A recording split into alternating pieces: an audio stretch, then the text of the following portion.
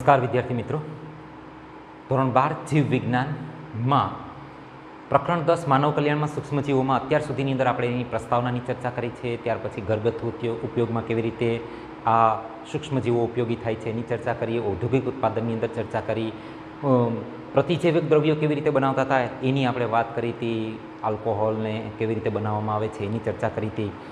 છેલ્લે sewage treatment પ્લાન્ટની અંદર અને બાયોગેસમાં કેવી રીતે આ ઉપયોગી છે સૂક્ષ્મજીવો એની પણ આપણે ચર્ચા કરી ચૂક્યા છીએ. હવે આપણે વાત કરવાની છે કે આ સૂક્ષ્મજીવો આપણને ખેતીમાં કેવી રીતે ઉપયોગી થઈ શકે. ખેતીમાં ઉપયોગી થઈ શકે કે નહીં, પહેલી વાત. થઈ શકે તો આપણે એનો શા માટે ઉપયોગ કરવો, ન કરીએ તો ન ચાલે. અત્યારે જે રીતે ખેતી ચાલતી છે, પરંપરાગત રીતે ચાલતી છે, એ રીતે ચાલવા દઈએ તો ચાલશે. અને આનાથી ફાયદા શું છે એના વિશેની આપણે ચર્ચા કરવાની છે કે આપણા ખેતીની અંદર કઈ રીતે આ વસ્તુ આપણને સૂક્ષ્મજીવો ઉપયોગી થઈ. તો આપણા ખેતીની અંદર બે વસ્તુ મેઇન છે, એક ખાતર અને બીજું રાસાયણિક દવાઓ જે આપણે છંટકાવ કરીએ છીએ જેથી કરીને કીટકો દૂર ભાગે. તો આપણે આ બંનેની અંદર કઈ રીતે આ સૂક્ષ્મજીવો આપણને ઉપયોગી થશે એની ચર્ચા કરશું આપણે, બરાબર. એમાં સૌથી પહેલું જોઈએ છીએ જૈવિક નિયંત્રક તરીકે, એટલે રાસાયણિક દવાઓને બદલે આપણે સૂક્ષ્મજીવોનો ઉપયોગ કરશું. અત્યારે આપણે રાસાયણિક દવાનો ઉપયોગ કરીએ છીએ ખેતીની અંદર, તો જોઈએ કે સૂક્ષ્મજીવો આપણને આ રાસાયણિક ખાતરની જગ્યાએ, રાસાયણિક દવાઓની જગ્યાએ આપણને કેવી રીતે ઉપયોગી થઈ શકે એમ છે. તો સૌથી પહેલી એની વ્યાખ્યા જોઈએ તો એવું કહેવામાં આવે છે કે જૈવિક નિયંત્રક તરીકે સૂક્ષ્મજીવોની વ્યાખ્યામાં જોઈએ તો જૈવિક પદ્ધતિથી વાનસ્પતિક રોગો એટલે વનસ્પતિના રોગો અને ઉપદ્રવી જંતુઓનું નિયંત્રણ કરવું અને વાનસ્પતિક રોગોને ન થવા દેવા. આ જૈવિક પદ્ધતિથી કરીએ તો એને કહેવામાં આવે છે જૈવિક નિયંત્રક તરીકે સૂક્ષ્મજીવો, બરોબર. તો રાસાયણિક જંતુનાશકોની આપણા ખેતી ઉપર શું અસર થાય છે જો એની વાત કરીએ તો અત્યારે આપણે બધા રાસાયણિક જે જંતુનાશક જ વાપરીએ છીએ. આ રાસાયણિક જંતુનાશક એટલા બધા ભયાનક, એટલા બધા ખતરનાક છે ને એટલા બધા એની વિકરાળતા છે કે જમીનની અંદર જાય છે તો જમીનની અંદર એ જેટલા સૂક્ષ્મજીવો છે એને હાનિ પહોંચાડે છે. આ રાસાયણિક ખાતરો છે એ પાણીમાં જાય છે તો પાણીને પ્રદૂષિત કરે છે. પાણીની અંદર જેટલા સૂક્ષ્મજીવો છે, લીલ છે, પછી એની અંદર જે વાયરસ બેક્ટેરિયા છે જે કામના છે, ઘણા બધા, એવું નથી કે બધા નકામના છે, તો એ કામના બેક્ટેરિયા અને વાયરસને પણ નુકસાન પહોંચાડે છે. જે નાની નાની માછલીઓ હોય એને પણ હેરાન કરે છે, એને પણ મારી નાખે છે ક્યારેક. તો આ રાસાયણિક જે આપણે અત્યારે વાપરીએ છીએ જંતુનાશકો, આ રાસાયણિક જંતુનાશકો છે એ જમીનમાં જશે, જમીનની અંદર પાણીમાં જશે, પાણીમાંથી ફરી પાછા એ વનસ્પતિમાં આવશે. વનસ્પતિની અંદર કીટકોનો તો નાશ કરશે જ, એને આપણે છાંટી દીધો એટલે જેટલા કીટકો આપણા ખેતરમાં છે એટલા બધા મરી જશે, એ તો કન્ફર્મ. પણ સાથે સાથે જમીનમાં જશે, જમીનમાં જઈ અને પાણીમાં ભળશે, પાણીમાં ભળી અને ફરી પાછા વનસ્પતિમાં આવશે ને આપણે જે ખાદ્ય પદાર્થો છે, ખાદ્ય પદાર્થોની અંદર આ રસાયણો આવી જશે.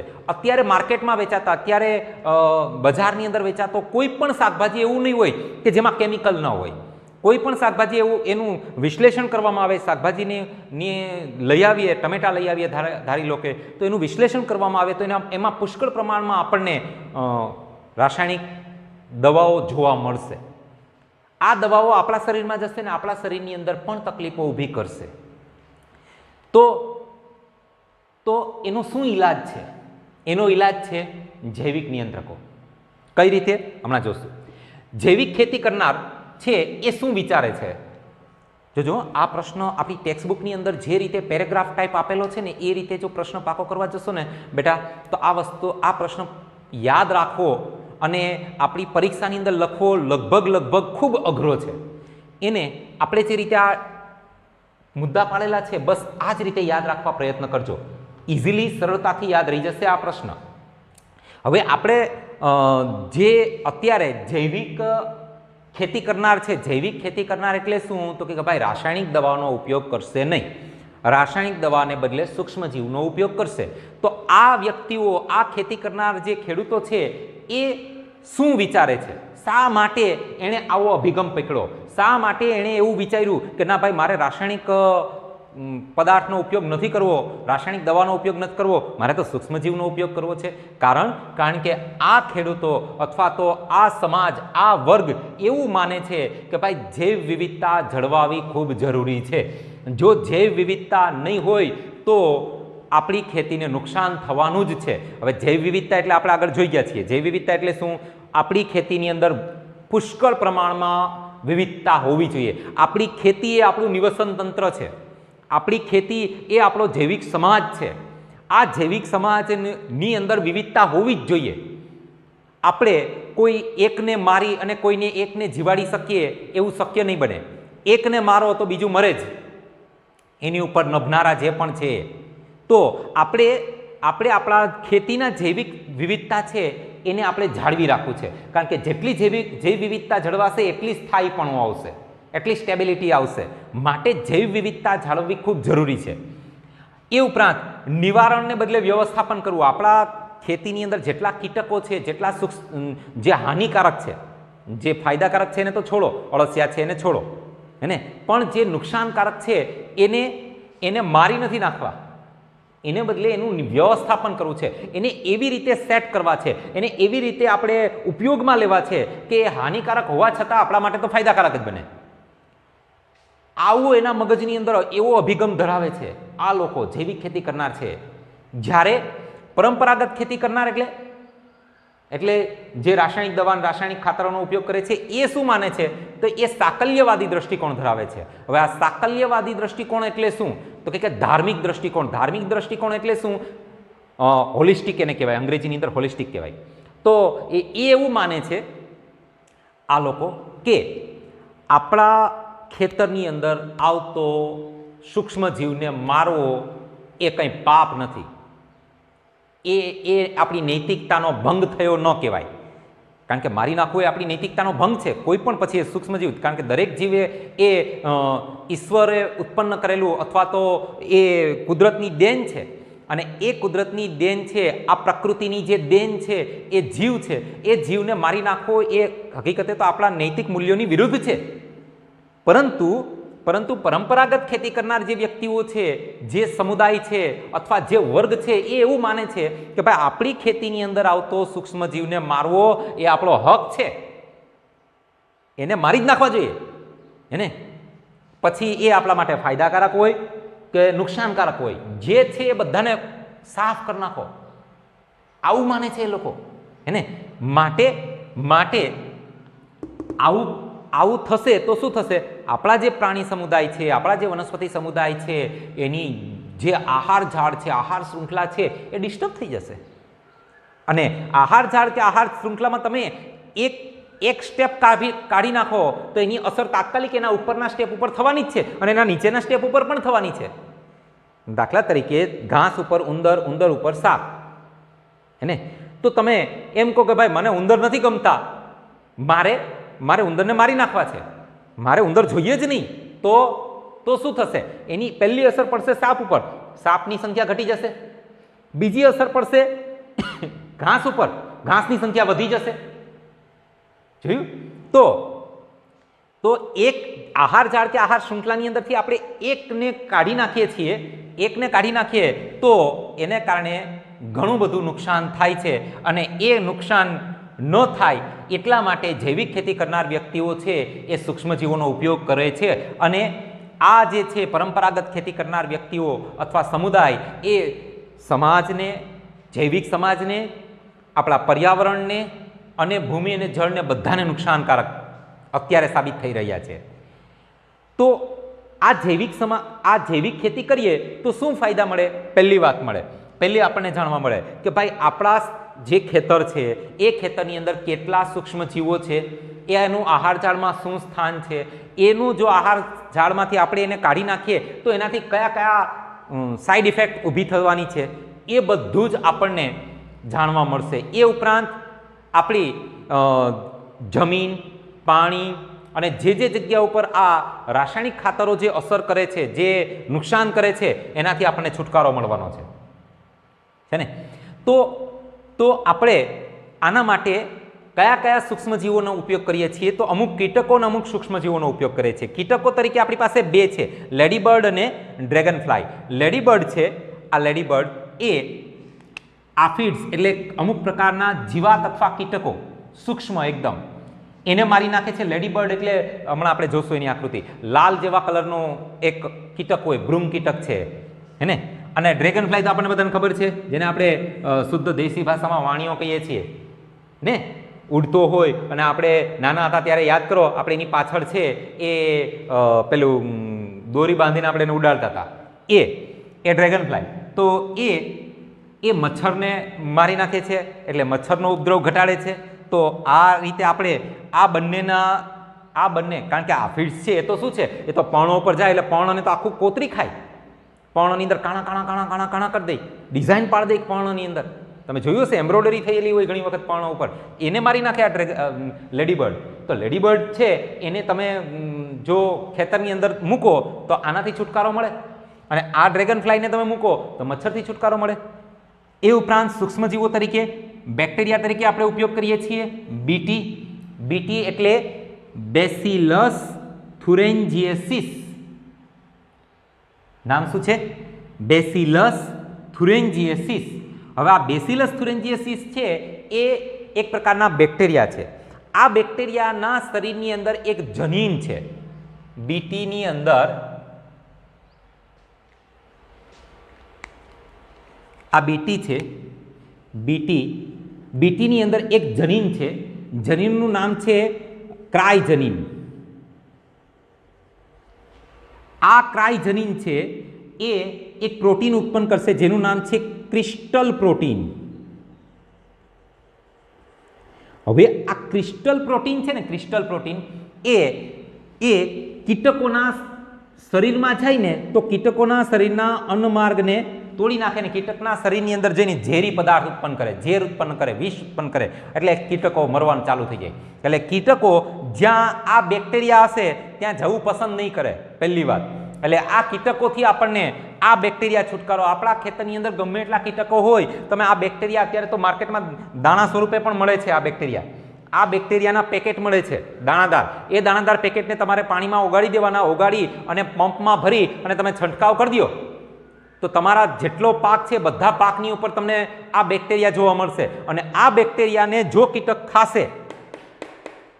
ખાશે તો આ જનીન બેક્ટેરિયાનું આ જનીન છે કીટકમાં જતું રહેશે, ને આ જનીન કીટકમાં જઈ અને ક્રિસ્ટલ પ્રોટીન ઉત્પન્ન કરશે, અને આ ક્રિસ્ટલ પ્રોટીન છે એ આ બેક્ટેરિયાઓને કીટકોને મારી નાખશે. જોયું? તો આપણે રાસાયણિક દવાઓને બદલે આનો ઉપયોગ કરી શકાય. બીટી અત્યારે માર્કેટની અંદર બીટી કપાસ, બીટી રીંગણ, ઘણા બધા આપણે આના ઉદાહરણો જોઈ શકીએ છીએ. શું કર્યું કે વૈજ્ઞાનિકોએ જનીન ઇજનેરી વિદ્યાની મદદથી બેક્ટેરિયામાંથી આ જનીન કાઢીને આપણા કપાસમાં જ મૂકી દીધું, એટલે દવા જ ન છાંટવી પડે. કપાસની અંદર આ જનીન જતું રહ્યું. હવે કપાસની અંદર ક્રિસ્ટલ પ્રોટીન ઉત્પન્ન થશે. આ ક્રિસ્ટલ પ્રોટીન જો આ કપાસને કોઈ કીટક ખાવા માટે આવશે તો ક્રિસ્ટલ પ્રોટીન કીટકના શરીરમાં જતું રહેશે. દવા છાંટવાની જરૂરત જ નથી. આ બેક્ટેરિયામાંથી આ જનીન કાઢી અને આપણે સીધું બીટી રીંગણમાં નાખી દીધું, તો રીંગણમાં પણ હવે આપણે દવા છાંટવાની જરૂર નથી. જોયું? એટલે રસાયણનો ઉપયોગ ઘટ્યો આ રીતે. તો આ રીતે આપણે જનીન ઇજનેરી વિદ્યાની મદદથી આપણે બીટીને આપણે આપણા ખોરાકની અંદર એન્ટર કરી દીધો. આ ક્રિસ્ટલ પ્રોટીન આપણા શરીરમાં જાય તો કંઈ નુકસાન નથી કરતો. મોટો ફાયદો એ છે, એ કીટકના શરીરમાં જાય તો જ ઝેર ઉત્પન્ન કરે, આપણા શરીરમાં જાય તો કોઈ પ્રકારની કોઈ તકલીફ ઊભું કરતું નથી. ત્યાર પછી છે ટ્રાઇકોડર્મા ફૂગ છે. આ ટ્રાઇકોડર્મા ફૂગ છે એ મૂળ સાથે સંયોજન બનાવે અને મૂળને છે એ વધુને વધુ પોષણ મળી રહે અને બીજા કીટકો, બીજા જે મૂળની અંદર જે વાયરસ બેક્ટેરિયાઓ લાગતા હોય એ લાગવાથી એને રોકે છે. ટ્રાઇકોડર્મા નામની ફૂગ છે. અને ત્યાર પછી છે બકુલો વાયરસ છે. આ બકુલો વાયરસ છે એ પણ આપણને જે રીતે આ ક્રિસ્ટલ પ્રોટીન ઉત્પન્ન કરે એવી જ રીતે બકુલો વાયરસ આપણા શરીરમાં જાય તો કોઈ નુકસાનકારક નથી, પરંતુ કીટકના શરીરમાં જાય તો કીટકની અન્નમાર્ગની દિવાલને તોડી નાખે. અન્નમાર્ગની દિવાલ તોડી નાખે એટલે કીટક ખાઈ ન શકે, અને કીટક ખાઈ ન શકે એટલે કીટકનું મૃત્યુ થાય છે. બરાબર, બકુલો વાયરસ છે, આ વાયરસ છે, આપણા માટે ઉપયોગી છે, સૂક્ષ્મજીવ તરીકે ખેતરમાં નાખીએ તો ઘણો ફાયદો થાય, કોઈ પ્રકારની આપણે રાસાયણિક દવા છાંટવી પડે નહીં. તો આમ બેક્ટેરિયા, ફૂગ અને વાયરસ સૂક્ષ્મજીવો આપણને જૈવિક નિયંત્રક તરીકે ઉપયોગી છે. આપણા ખેતરની અંદર કોઈ પણ પ્રકારની રાસાયણિક દવા નાખવી પડશે નહીં. ક્લિયર? તો આ પ્રશ્નને આપણે આ રીતે મુદ્દા પાડીને સમજવા પ્રયત્ન કરજો. જેટલું મુદ્દા પાડીને સમજવા પ્રયત્ન કરશો એટલું સરળતાથી સમજાઈ જશે. હવે જોઈએ આપણી ટેક્સ્ટબુકમાં શું કહે છે આના વિશે. જુઓ, જૈવિક નિયંત્રકો તરીકે સૂક્ષ્મજીવો. જૈવ નિયંત્રકો એટલે સૌથી પહેલાની વ્યાખ્યા છે. જો જૈવ નિયંત્રકો એટલે શું, કોને આપણે જૈવ નિયંત્રકો કહેશું? જૈવિક પદ્ધતિના ઉપયોગ દ્વારા વનસ્પતિ રોગ અને ઉપદ્રવી જંતુઓ, વનસ્પતિના અંદર થતા રોગો અને ઉપદ્રવી જંતુઓ, જે સારા જંતુઓ છે એને તો મારતું જ નથી. આ એકેય વાયરસ છે, બેક્ટેરિયા છે કે જે સારા જે છે કીટકો એને કોઈ નુકસાન નહીં થાય. નુકસાન કોને થવાનું છે? ઉપદ્રવી જંતુ છે એને જ નુકસાન થવાનું છે. નિયંત્રણ કરે તો આને કહેવામાં આવે છે જૈવિક નિયંત્રકો.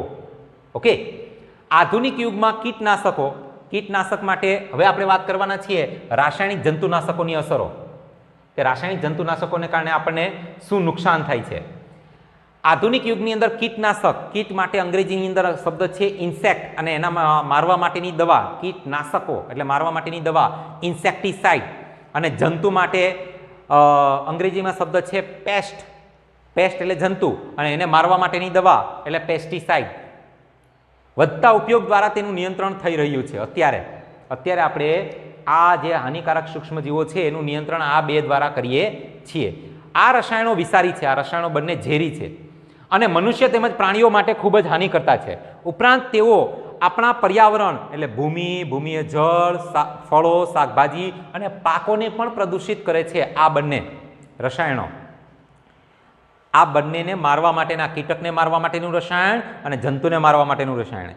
નિંદણના નાશ માટે આવે. નિંદણ એટલે શું? યાદ કરો, આપણા ખેતીની અંદર ખેતરમાં ઉગી નીકળેલી બિનજરૂરી વનસ્પતિ એટલે નિંદણ, બરોબર. અને નિંદણને અંગ્રેજીમાં કહેવાય વીડ, અને વીડ માટે શબ્દ છે વેડીસાઇડ, બરોબર. વપરાતી નિંદણનાશક વેડીસાઇડ દ્વારા પણ આપણી ભૂમિ પ્રદૂષિત થાય છે. તો આ ત્રણ ઇન્સેક્ટિસાઇડ, પેસ્ટિસાઇડ અને વેડીસાઇડથી આપણી જમીન, ભૂમિ, પાણી અને આપણી શાકભાજી અને આપણે પણ આનાથી અસરગ્રસ્ત થઈએ છીએ. શું અસર થાય છે? બરોબર. તો હવે આનો ઈલાજ છે કેવી રીતે? તો કે જૈવિક ખેતી કરીએ તો. કૃષિ ક્ષેત્રે પેસ્ટ કંટ્રોલની આ પદ્ધતિ રાસાયણના ઉપયોગની સાપેક્ષે પ્રાકૃતિક ભક્ષકો પર વધુ નિર્ભર છે. જોયું? આપણે જે પદ્ધતિનો અહીંયા ચર્ચા કરી રહ્યા છીએ એ રાસાયણિક ઉપયોગના સાપેક્ષે, એને બદલે પ્રાકૃતિક ભક્ષકો એટલે આ બધા પ્રાકૃતિક ભક્ષકો કહેવાય, જે આપણા હાનિકારક જંતુને માર નાખે છે, પર વધુ નિર્ભર કરે છે. એટલે આપણી પદ્ધતિ જે ચર્ચા કરવા જઈ રહ્યા છીએ એ રસાયણો ઉપર નહીં, પ્રાકૃતિક ભક્ષકો ઉપર નિર્ભર છે. બરોબર. ભક્ષકો એટલે આપણને ખબર છે, આપણે આગળ ચર્ચા કરી ગયા છીએ. કાર્બનિક ખેતી કરનાર અનુસાર, એટલે કાર્બનિક ખેતી કરનાર વ્યક્તિનો અભિગમ કેવો હોય? તો એ એવું વિચારે છે કે ભાઈ જૈવ વિવિધતા જ સ્વસ્થતાની ચાવી છે. મારા ખેતરની અંદર જેટલી વધારે જૈવ વિવિધતા રહેશે એટલું મારું ખેતર સ્વસ્થ રહેશે. હવે સ્વસ્થ એટલે ઉત્પાદકતાની દ્રષ્ટિએ સારું રહેશે. દ્રશ્ય ભૂમિ પર જેટલી વિવિધતા વધુ, એટલે આપણે જ્યાં જોઈએ છીએ, જે ખેતરને જોઈએ છીએ ત્યાં જેટલી વિવિધતા વધુ, તેટલું વધુ તેનું સ્થાયીપણું, એટલી વધુ પ્રોડક્ટિવિટી સ્થાયી બનશે, એટલી બધી ઉત્પાદકતા સ્થાયી બનશે. જૈવિક ખેતી કરનાર ખેડૂતો એવું તંત્ર વિકસાવવા કાર્યરત હોય છે. એટલા માટે જ આ વ્યક્તિઓ જૈવિક ખેતી જે અભિગમ અપનાવે છે એ વ્યક્તિઓ એવું આખા એના ખેતરની અંદર એવું આખું એટમોસ્ફિયર ઉત્પન્ન કરશે, એવું તંત્ર વિકસાવશે કે જેમાં કીટકો, જેને કેટલીક વાર પેસ્ટ પણ કહેવામાં આવે છે, તેનું નિવારણ ન કરતા તેને સ્થાને તેનું વ્યવસ્થાપન, એને મારી નથી નાખવા, એને આપણે વ્યવસ્થાપન, વ્યવસ્થિત રીતે એવી રીતે એને રાખવા છે આપણા ખેતરની અંદર કે આપણને નુકસાન ન કરે. વ્યવસ્થાપન સ્તરે એક જીવંત અને ગતિશીલ નિવસન તંત્રમાં તેના ઘટાડા અને સંતુલન માટે જટિલ તંત્રનું નિર્માણ કરવામાં આવે એવું એક તંત્ર વિકસાવે કે જે આપણે આ જે કીટકો છે જેને પેસ્ટ કહીએ છીએ એનું આપણા ખેતરમાં ઘટાડો કરશે અને સંતુલન પણ જાળવશે, મારી નહીં નાખે. બરાબર, એને આપણે મારી નથી નાખવા, પરંતુ ઘટાડો અને સંતુલન કરવું છે આપણા ખેતરની અંદર એ જંતુનું. બરાબર છે. પરંતુ આની સામે આનાથી વિરોધ છે આના બે વિરોધી, બે અભિગમ, બંને અભિગમ વિરોધી અભિગમ છે. જુઓ, પરંપરાગત ખેતીની રાસાયણિક પદ્ધતિઓમાં આડેધડ લાભદાયી અને હાનિકારક બંને જીવોનો મારી નાખવામાં આવે છે. જોયું, બે જીવો. રાસાયણિક દવા નાખો તો એ થોડું પૂછવાનું છે કે ભાઈ તું હાનિકારક છો કે લાભકારક છો. બેક્ટેરિયન જઈને પૂછશે કે ભાઈ તું લાભકારક છો, જા ચલ તો તને હું જવા દઉં છું, તથાસ્તુ કરીને જીવન બક્ષી દે છે. એવું થાય છે? નહીં. એ તો લાભકારક હોય કે હાનિકારક હોય, બંનેનો ખતમ. જે જૈવ નિયંત્રક 3 એક સાકલ્યવાદી દ્રષ્ટિકોણ છે. સાકલ્યવાદી દ્રષ્ટિકોણ એટલે હોલિસ્ટિક અભિગમ જેને આપણે કહીએ છીએ એ. તો એ સાકલ્યવાદી એટલે કે ભાઈ મારા ખેતરમાં આવ્યો એ મારો દુશ્મન. સૂક્ષ્મજીવ જે પણ પછી વાયરસ હોય, બેક્ટેરિયા હોય, પછી એનું એવું નહીં વિચારવાનું કે બેક્ટેરિયા છે મારા કામનો છે, મને ઉપયોગી થાય છે, એવું નહીં વિચારવાનું. બેક્ટેરિયા છે, મારી નાખો. મારા ખેતરમાં માત્ર ને માત્ર મારો પાક જ ઊભો રહેવો જોઈએ, એ સિવાય બીજો કોઈ ઊભો રહેવું જોઈએ નહીં. કોઈ વનસ્પતિ ન ઊભી રહેવી જોઈએ, કોઈ પ્રાણી, કોઈ પક્ષી, કોઈ સૂક્ષ્મજીવ ન ઊભો રહેવો જોઈએ. આ સાકલ્યવાદી દ્રષ્ટિકોણ. અને એવું કરવામાં મને કોઈ વાંધો નથી, એવું કરવામાં મને કોઈ નૈતિક પ્રશ્ન નડતા નથી.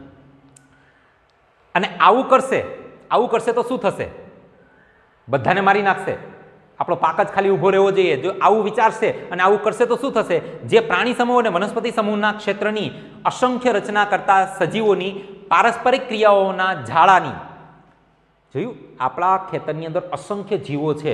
આ અસંખ્ય જીવો પરસ્પર એકબીજા સાથે જોડાયેલા છે. શેનાથી જોડાયેલા છે? આહાર ઝાડથી જોડાયેલા છે. તો આ ઝાડાની સમજ વિકસાવવા માંગે છે. ઓર્ગેનિક ફાર્મરનો મોટે ભાગે, હવે આપણે આની ચર્ચા કરવા જઈ રહ્યા છીએ, જૈવિક ખેતીના ફાયદા શું થાય છે.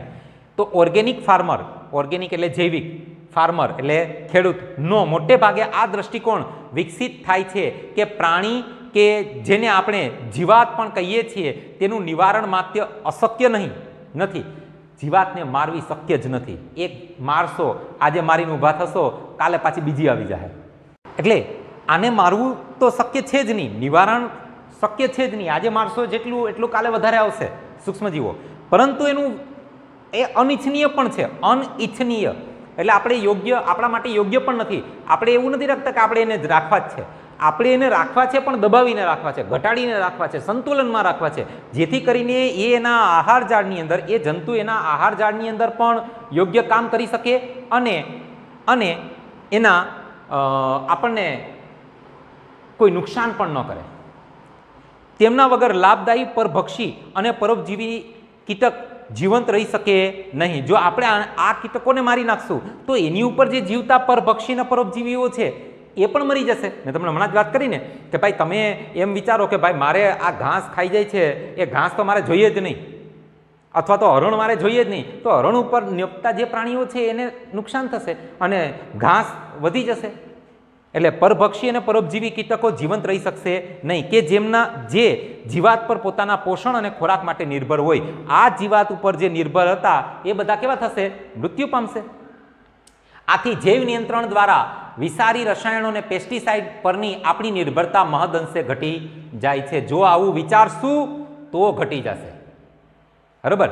અને આનો વધારે ઉપયોગ કરશું તો આપણી નિર્ભરતા કોની ઉપર? આપણે અત્યારે કોના ઉપર નિર્ભર છીએ?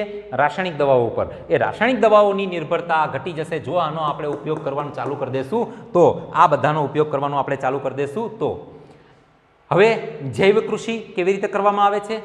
જૈવ કૃષિના પ્રસ્તાવ થકી આપણે ભિન્ન જીવંત સ્વરૂપોથી પરિચિત થઈએ છીએ. અલગ અલગ પ્રકારના કેટલા બધા આપણા ખેતરની અંદર સૂક્ષ્મજીવો અને પ્રાણીઓ છે એનાથી પરિચિત થઈએ છીએ. તેમજ ખેતરમાંના પરભક્ષી અને પેસ્ટ દ્વારા તેમજ જીવનચક્ર, એટલે આપણે એ જે સૂક્ષ્મજીવો છે એના જીવનચક્ર જાણશું, ખોરાક ગ્રહણ કરવાની પ્રક્રિયાઓ જાણશું, તેમજ વસવાટના સ્વરૂપો કે જે તેઓ પસંદ કરે છે તેનાથી પણ પરિચિત થશું કે ભાઈ કઈ જગ્યાએ આ બેક્ટેરિયા મારે મારા ખેતરની અંદર ઉગાડવા હોય, આ બેક્ટેરિયા મારે મારા ખેતરમાં રાખવા હોય તો એને કેવું એટમોસ્ફિયર જોશે, એને કેવું વાતાવરણ જોશે, આ વાયરસને કેવું વાતાવરણ જોશે, આ ફૂગને મારે ત્યાં ગ્રો કરવી છે, ઉગાડવી છે, તો એ આ ફૂગને મારા ખેતરમાં કેવું પર્યાવરણ ઉત્પન્ન કરવું, કેવું વાતાવરણ ઉત્પન્ન કરવું કે એ મારા ખેતરમાં ઉગે આ ફૂગ ને. તો આ બધી પ્રક્રિયાઓ આપણે એના જીવનચક્રની આપણે માહિતગાર થશું તો આપણે એનો ઉપયોગ કરી શકશું, જે આપણને જૈવ નિયંત્રણના યોગ્ય સાધનોના વિકાસમાં મદદરૂપ થાય છે. આ બધી ક્રિયાઓ આપણે જાણશું. કઈ ક્રિયાઓ જાણશું કે આ જે આપણે ઉપયોગી છે એવા સૂક્ષ્મજીવોનું જીવનચક્ર, ખોરાક ગ્રહણ કરવાની પ્રક્રિયા અને તેને વસવાટ કેવો પસંદ છે, એ બધી જ વસ્તુથી આપણે માહિતગાર થશું તો એ આપણને જૈવ નિયંત્રણના યોગ્ય સાધનો માટે આપણે આનો ઉપયોગ કરી શકશું. યોગ્ય સાધનો એટલે આપણે કોઈ આવા સાધનોની વાત નથી કરવાની. સાધનો એટલે આને સાધન જ કહેવાય, જૈવ નિયંત્રણનું સાધન જ કહેવાય. બેક્ટેરિયા એ આપણા માટે એક સાધન છે. આ રૂપક વાપરવામાં આવેલું છે, સાધન તરીકે આપણે એનો વિકાસ કરી શકશું. ખૂબ જ જાણીતા હવે આપણે વાત કરવાની છે, અહીંયા પહોંચી ગયા છીએ. હવે કીટકો કેવી રીતે આપણને ઉપયોગી છે? કીટકો છે એની અંદર પહેલું કીટક છે લેડીબર્ડ. જોઈએ લેડીબર્ડ, આ જે છે ડ્રેગન ફ્લાય છે ને આ લેડીબર્ડ છે. જો બાયો કંટ્રોલ એજન્ટ દેખાય છે, આ એક પર્ણો ઉપર છે ને આ ઝીણી જીવાતો ખાય છે. જો આ કીટકો ખાય છે, દેખાય છે આની અંદર. આ લેડીબર્ડ છે. આ જે છે ભૃંગ કીટક એનું નામ છે લેડીબર્ડ છે આ. અને એ આપણા પર્ણો ઉપર, જો આ પર્ણ છે અહીંથી ખવાઈ ગયેલું છે, અહીંથી ખવાઈ ગયેલું છે, તો આ કીટકો ત્યાં હશે તો એને ખાવાનું કામ કરે છે. એટલે લેડીબર્ડ જો આપણે રાખીએ આપણા ખેતરની અંદર તો આફિડ્સ આવે નહીં. અને આ જે છે એ છે ડ્રેગન ફ્લાય છે, એને મચ્છર પકડેલું છે, તમે જોઈ શકો છો, બરોબર. એટલે જાણીતા લેડીબર્ડ અને ડ્રેગન ફ્લાય જેના શરીર પર લાલ અને કાળા રંગના નિશાન હોય છે. જોયું ને આપણે હમણાં જોયું કે નહીં? જો એના શરીર ઉપર લાલ અને કાળા રંગના નિશાન છે, દેખાય છે આ લાલ અને કાળા રંગના નિશાન, કાળા રંગના નિશાન હોય છે તેવા ભૃંગ કીટકોનો ઉપયોગ આપણે ક્રમશઃ એફિડ્સ અને મચ્છરોથી છુટકારો મેળવવા માટે ખૂબ લાભદાયી બને છે. આ ડ્રેગન ફ્લાય, આ આપણું લેડીબર્ડ. હવે આપણે વાત કરવાની છે સૂક્ષ્મજીવોની. પહેલું જોઈએ છીએ બેક્ટેરિયા તરીકે વાત કરશું આપણે. આ બધા મુદ્દા છે તમારે ટેક્સ્ટબુકની અંદર જ્યાં આ પોઈન્ટ છે ને ત્યાં પણ તમે નોંધ કરી લેજો, જેથી કરીને યાદ રાખવામાં સરળતા રહેશે તમને. સૂક્ષ્મજીવી જૈવ નિયંત્રણના ઉદાહરણ સ્વરૂપ બેસિલસ થુરેન્જીએસિસ, જેને બીટી તરીકે પણ ઓળખવામાં આવે છે. બેક્ટેરિયાનું નામ છે શું? બેસિલસ થુરેન્જીએસિસ. બેક્ટેરિયાનો ઉપયોગ પતંગિયાની ઈયળના નિયંત્રણ માટે કરવામાં આવે છે. પતંગિયાની ઈયળના નિયંત્રણ માટે. ઈયળ હોય ને, કારણ કે પતંગિયું છે ઈંડા મૂકે, ઈંડામાંથી સીધું પતંગિયું ન નીકળે. આપણને ખબર છે કે એમાંથી ઈયળ નીકળે ને કોસેટો બને ને પછી છેલ્લે રૂપાંતરણની ઘટનાઓ પછી પતંગિયું બને. તો એ પતંગિયાની જે ઈયળો છે એનો મુખ્ય ખોરાક શું છે? પર્ણ છે. અને આ પર્ણને ધીરે ધીરે કોતરીને ખાઈ જાય. તો એના નિયંત્રણ માટે આપણે આ બેક્ટેરિયાનો ઉપયોગ કરી શકીએ. તેઓ શુષ્ક બીજાણુ સ્વરૂપે પેકેટમાં પણ ઉપલબ્ધ છે. કોણ? આ બેક્ટેરિયા. અને જેને પાણીમાં ભેળવીને અસરગ્રસ્ત વનસ્પતિઓ જેવી કે રાઈ અને ફળાઉ વૃક્ષો પર તેનો છંટકાવ કરવામાં આવે છે. જો છાંટી દઈએ આપણે તો પછી આ બેક્ટેરિયા એ રાઈના પર્ણો ઉપર રહેશે અને પછી એને કોઈ કીટક ખાશે તો શું થશે? જો કીટકોના ડીંભ તેમને ખાય. કીટકોના ડીંભ એટલે શું? પેલી ઈયળ. ડીંભ એટલે ઈયળની વાત કરે છે.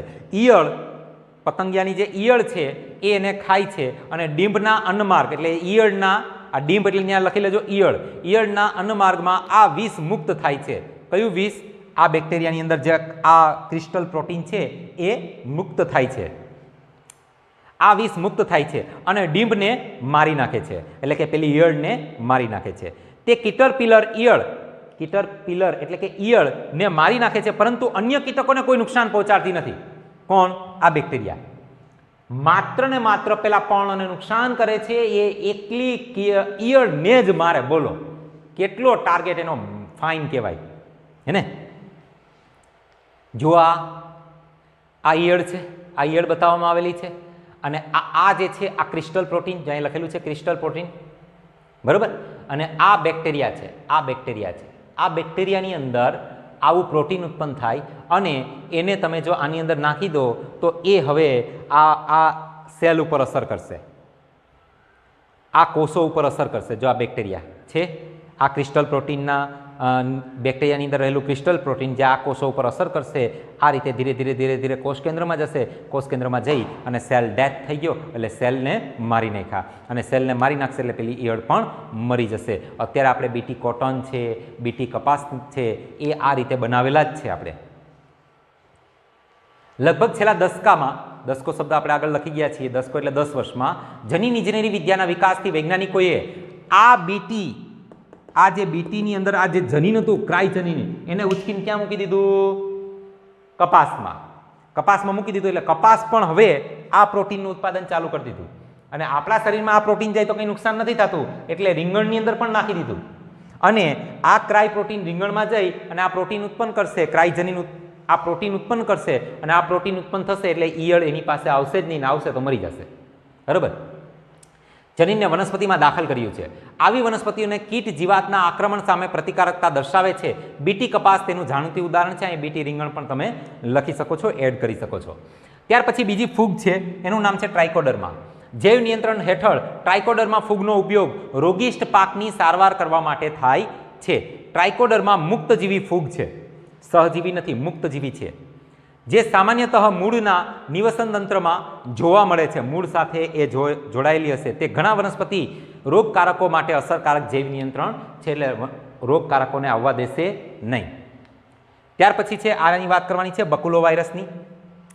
તો બકુલો વાયરસ કીટકો અને અન્ય સંધિપાદી સમુદાયના પ્રાણીઓ છે ના રોગ સર્જે છે, અને મોટા ભાગના બકુલો વાયરસ જૈવ નિયંત્રકો તરીકે કાર્ય કરે છે. બકુલો વાયરસ છે એ આપણી પાસે બે પ્રકારના છે. એક છે ન્યુક્લિયો પોલીહેડ્રોવાયરસ, અને બીજું જે છે ગ્લોબ્યુલર વાયરસ, જીવી અને એનપીવી તરીકે એને ઓળખવામાં આવે છે. બે પ્રકારના વાયરસ આપણે અહીંયા ઉપયોગ કરીએ છીએ. આ સિવાય પણ ઘણા બધા ઉપયોગી છે. આપણે ખાલી એક જ પ્રકારનો વાયરસ અહીંયા લેવાનો છે. બકુલો વાયરસની અંદર પણ એની પ્રજાતિ છે જેનું નામ છે ન્યુક્લિયો પોલીહેડ્રો વાયરસ. આ વાયરસનો ઉપયોગ આપણે કરશું. બકુલો વાયરસમાં ઘણા બધા વાયરસ છે, એમાંની એક પ્રજાતિ એટલે ન્યુક્લિયો પોલીહેડ્રો વાયરસ, અને એ વાયરસનો આપણે અહીંયા ઉપયોગ કરશું. આ વિજાણુ જાતિ વિષયક એટલે એ નિશ્ચિત જાતિને ઓળખે છે, નિશ્ચિત જાતિના કીટકને ઓળખે છે. આ વાયરસ એને ખબર જ છે કે મારે આને મારવો ને આને નથી મારવો, એ સ્પષ્ટ છે. લઘુ વર્ણપટીય કીટકીય પ્રયોજન. હવે આ શબ્દ છે લઘુ વર્ણપટીય કીટકીય પ્રયોજન, એટલે કે લિમિટેડ કીટકોને જ મારે છે. લઘુ વર્ણપટીય એટલે લિમિટેડ, કીટકીય પ્રયોજન એટલે કીટકો ઉપર અસર કરવી. એક લિમિટેડ વર્ગના કીટકો ઉપર જ એ અસર કરે છે, માટે શ્રેષ્ઠ માનવામાં આવે છે. કોને? ન્યુક્લિયો પોલીહેડ્રો વાયરસ એટલે કે બકુલો વાયરસને. બકુલો વાયરસની આ એક પ્રજાતિ છે, એને લઘુ વર્ણપટીય કીટક પ્રયોજન એટલે કે એક કીટકના યોગ્ય જૂથને મારવા માટે અક્ષીર ઇલાજ, કે ભાઈ આને મારવો છે તો આ જ કરો એટલે મરી જાય, ફિનિશ. આ કીટક આવ્યું, બકુલો વાયરસનો આ પ્રજાતિ લઈ આવો એટલે આ ગયો. આ કીટક આવ્યું, બકુલો વાયરસની બીજી પ્રજાતિ આને લઈ આવીને મૂકી દો, પૂરું. એને લઘુ વર્ણપટીય કીટકીય પ્રયોજન, ચોક્કસ જાતિના કીટકો ઉપર જ અસર કરવી. તેઓ વનસ્પતિ, સસ્તન, પક્ષીઓ, માછલીઓ કે લક્ષ્યહીન કીટકો, બીજા કીટકો છે એને લક્ષ્યહીન કીટકો કહેવાય, એના ઉપર કોઈ નકારાત્મક અસર ધરાવતા નથી. કોણ? Nucleopolyhedrovirus. તે વિશેષ રૂપે ત્યારે ઇચ્છનીય છે જ્યારે લાભદાયી કીટકોનું સંરક્ષણ કરવું હોય આપણે, તો આપણે આનો ઉપયોગ અનિવાર્યપણે કરવો જ જોઈએ. તેથી ઇન્ટિગ્રેટેડ પેસ્ટ પ્રોગ્રામ એટલે કે સંપૂર્ણ કીટક નિયંત્રણ કાર્યક્રમ IPV આપણા કેન્દ્ર સરકાર દ્વારા ચલાવવામાં આવેલો છે, અને તેમનો ઉપયોગ કરીને સંવેદી નિવસનતંત્રીય વિસ્તારોનો ઉપચાર પણ આપણે કરવામાં આવે છે. તો આ જે છે આ છે બકુલો વાયરસ. તમે જોઈ શકો છો આ બકુલો વાયરસ આપણે અહીંયા છાંટી દીધો છે, આની ઉપર છાંટી દીધો છે, એની ઉપર કીટક આવ્યું. આ કીટક છે એ બકુલો વાયરસને ખાય છે. ખાશે એટલે કીટકના અન્નમાર્ગની જે દિવાલ છે એની અંદર આ વાયરસ જશે, અન્નમાર્ગની દિવાલને તોડી નાખશે. અન્નમાર્ગની દિવાલને તોડી નાખશે. આ તોડી નાખ્યું છે, અને આ કીટક હવે ખાઈ શકશે નહીં, કારણ કે અન્નમાર્ગ જ તૂટી ગયો. અન્નમાર્ગ તૂટી ગયો એટલે ખાઈ નહીં શકે એટલે આ કીટક મરી ગયું. જો છે હાઉ ધ બકુલો વાયરસ વર્ક્સ. તો આમ અહીં આપણે આ ટોપિકની પૂર્ણાહુતિ કરીએ છીએ. જૈવ નિયંત્રણ તરીકે સૂક્ષ્મજીવો. તો આજ દિન માટે મને રજા આપો. Thank you very much.